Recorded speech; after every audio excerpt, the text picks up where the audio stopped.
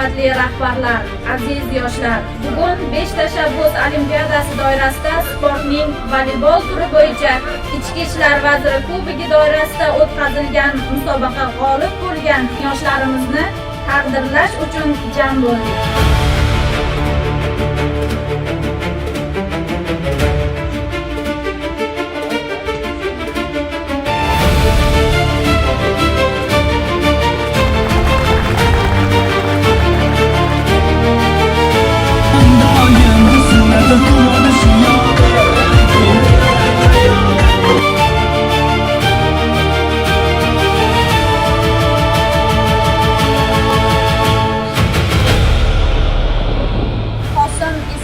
Maydonovni, tuman prokurori Abbos Razipovni, tuman ichki ishlar bo'limi bosh o'rinbosari